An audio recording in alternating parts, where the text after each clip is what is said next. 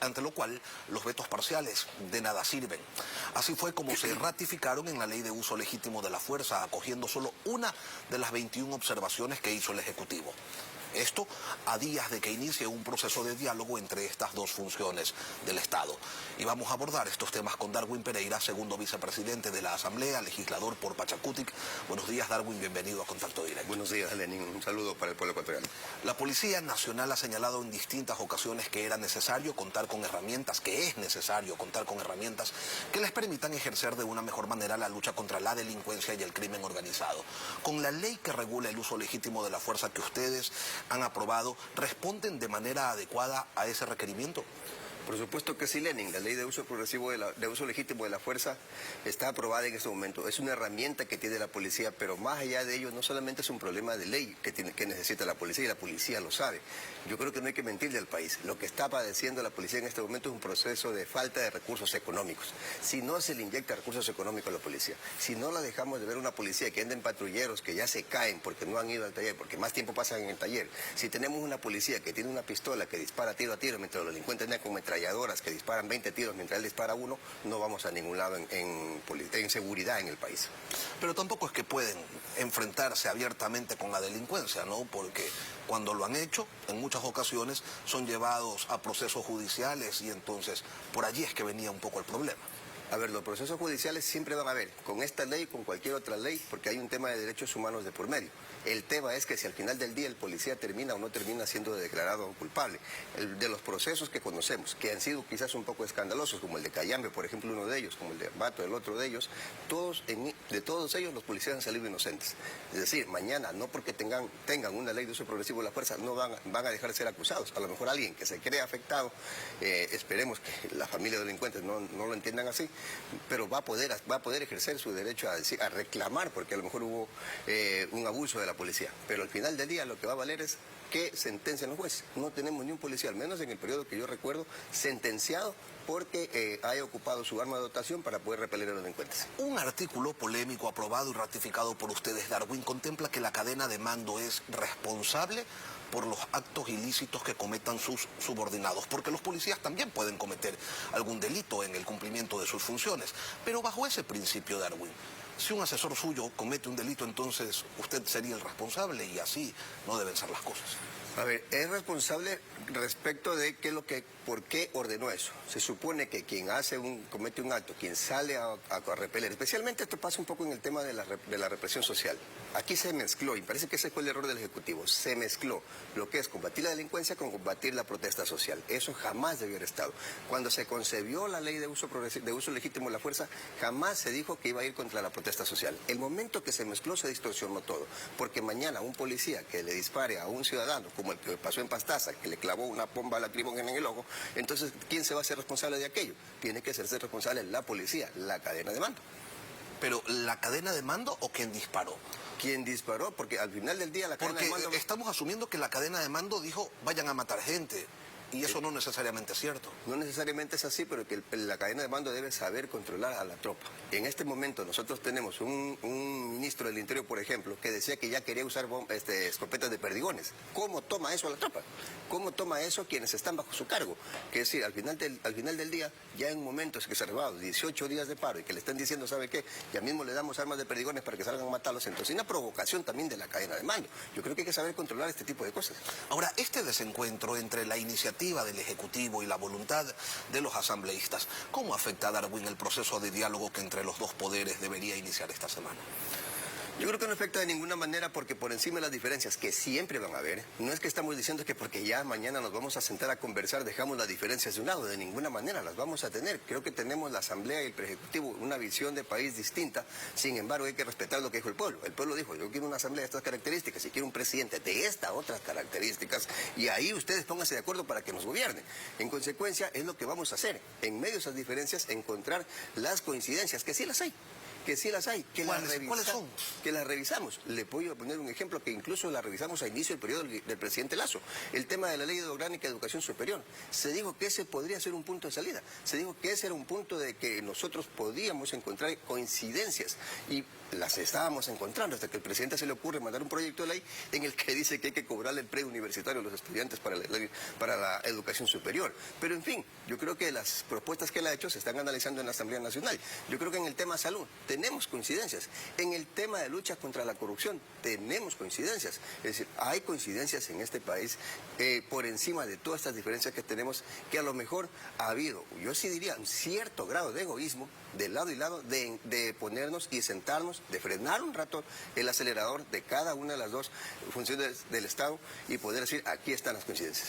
Un asunto rezagado y desde hace tiempo es la sostenibilidad del Instituto Ecuatoriano de Seguridad Social, Darwin. La directora general subrogante del IES ha señalado que la entidad está agonizando y que es necesario hacer reformas. Lo dijo aquí y lo dijo también en el Pleno de la Asamblea. Recordemos sus declaraciones.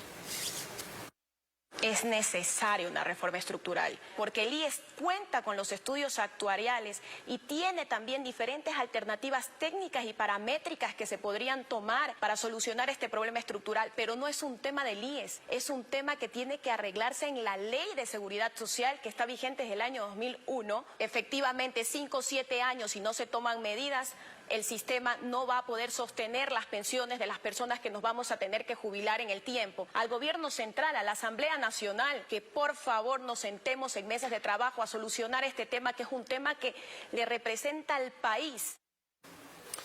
5 años, 7 años pasan volando y, de acuerdo a lo que señala la directora general subrogante, no habría ya dinero para poder responderle a los jubilados con sus pensiones. ¿Cuándo van a actuar desde la Asamblea? ¿Cuándo empiezan a atender este asunto que también es importante? En este momento se tramitan 3 proyectos de ley de reforma al Instituto Ecuatoriano de Seguridad Social. O sea, en ese aspecto nosotros hemos tomado cartas en el asunto. ¿Qué es lo que propone el Ejecutivo? Hasta ahora no lo sabemos. Esperemos que en estas mesas de diálogo que vamos a tener lo sepamos. Pero, por ejemplo, yo creo que también aquí hay que decirle la verdad al país. Son 8.000 millones de dólares más o menos la deuda que tiene el gobierno, el Ejecutivo con el Seguro Social. La última propuesta de pago es darle 140 millones de dólares. Eso no le hace ni cosquilla al Seguro Social. Entonces también hay que pasar por un tema de responsabilidad de frente del Ejecutivo con el Seguro Social.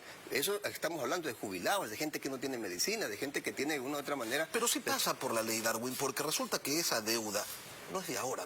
Esa deuda se la viene arrastrando desde hace tiempo y en gobiernos anteriores, de manera irresponsable, se intentó licuar esa deuda diciendo, no, ya no es tanto, es menos lo que debemos. Y no solamente eso, Darwin, se hizo caja chica del IES, cosa que no ha ocurrido en este gobierno, afortunadamente. Y una cosa más, se le empezó a meter bonos del Estado diciendo que supuestamente se iban a obtener beneficios de las inversiones que se habían realizado y hasta el día de hoy no se ve ni un solo centavo. Entonces sí viene también un poco por el lado de la ley para ponerle orden a los gobiernos y que quien sea que venga más adelante no pueda pues usar alegremente la plata de los afiliados, ¿no? Y además de eso, inversiones, recordemos, inversiones en cortinas de humo que al final del día no fueron inversiones sino fueron pérdidas para el Instituto Ecuatoriano de Seguridad Social. Conozco perfectamente el tema del IES, pero mire usted, este es un tema también que pasa, bueno, digamos que pasa por ley, digamos que mañana reformamos la ley. No, pasa también por ley, no solamente. Vamos a aceptar que pasa por la ley, pero ¿qué pasa si, por ejemplo, el mismo gobierno del presidente Lasso puso como primer presidente desde el que inició el periodo del Instituto Ecuatoriano de Seguridad Social a un ciudadano que fue denunciado por hacer mal uso de los fondos del Seguro Social? Lo denuncié como Darwin Pereira, lo denunciamos como Asamblea, y el presidente al final del día, no sé si por nuestras denuncias, ¿por qué? Lo terminó sacando. Pero si ponemos gente que le ha hecho daño al Seguro Social, frente al Seguro Social, si tenemos uno de los vocales ya 14 años ahí, como representante de uno de los estamentos que tiene que estar ahí representado. Imagínense, se parece que no hay más personas en este país que pudieran sacar el IES adelante. Entonces prácticamente el IES va a seguir repitiendo los mismos errores, repito, con la mejor ley que le hagamos. Yo creo que hay que entenderlo. No todo en el país es falta de ley. Vamos a hacer la ley, no hay problema. Se la vamos a poner a disposición del Ejecutivo. El Ejecutivo a través del veto va a tener toda la oportunidad del mundo para poder decir, esto no me gusta, esto me gusta, pero esperemos que no haga, por ejemplo, lo que hizo con la ley humanitaria, que al final del día, a estos médicos del IES, a los médicos del Instituto Ecuatoriano de Seguridad Social, vetando la ley humanitaria, prácticamente los liquidó y los dejó sin esperanza de que se da un nombramiento. En otro tema, Darwin, un juez de Yaguachi ha aceptado una acción de protección y dispone que la Asamblea posesione a Raúl González como superintendente de bancos. Antes, una jueza de San Borondón ordenó en cambio que la Asamblea se abstenga de hacerlo. ¿A qué juez le van a hacer caso? A ver, aquí la ley es clara, la Ley Orgánica de Garantías Jurisdiccionales y Control Constitucional, y aquí lo digo como abogado. La ley establece que cuando hayan dos sentencias que se contradigan entre sí, porque se contradicen en este momento, quien tiene que entrar a dilucidar no es la Asamblea, es la Corte Constitucional. Nosotros le vamos a hacer caso a la Corte Constitucional el día de mañana. Además de que los jueces deben entender que no nos pueden andar ordenando a la Asamblea Nacional. Nosotros somos muchachos de bando de la función judicial. Nosotros somos un poder que estamos para fiscalizarlos a ellos. Y por esto que están haciendo, podríamos mandarlos mañana a la casa, a los vocales. Y de hecho, estamos ya con un juicio político al Consejo de la Judicatura. Tenemos un Consejo de la Judicatura que es una vergüenza para el país, que no ha puesto en orden la justicia de este país y más bien aparecen en audios ordenándole a los jueces lo que tienen que hacer. Así que en consecuencia aquí en este aspecto, afortunadamente... Pero ese tema supuestamente no lo iban a tocar en el juicio político. Y no sé por qué, pero así lo determinaron dentro de la comisión, que el tema de los audios no iba a ser materia de este juicio. A ver, eso es lo que andan diciendo ciertos asambleístas por ahí, de que eso no quieren que se toque porque evidentemente les puede afectar intereses de alguien. Aquí no estamos para afectar intereses de nadie. Va a llegar al pleno. Va a llegar al pleno. Lenin, y usted me va a escuchar a mí topar este tema. Yo no tengo compromisos con nadie. Y el país debe saber la verdad. En el Consejo de la Judicatura hay funcionarios, hay vocales del Consejo de la Judicatura que le ordenan a los jueces cómo hacer las sentencias. ¿Y quién le ordena a los vocales del Consejo de la Judicatura? Ahí sí nos preocupa un poco porque el Consejo de la Judicatura está casado con el Consejo de Participación Ciudadana y Control Social y prácticamente lo que hemos ahí es un secuestro del gobierno. Darwin Pereira, segundo vicepresidente de la Asamblea, gracias por acompañarnos, Darwin, aquí en Contacto Directo. Lenín, muchas gracias, muy amable. Buenos días. Y luego de la pausa volvemos con el general Fausto Olivo, director de Talento Humano de la Policía Nacional. Se buscaba una ley que protege el accionar de la policía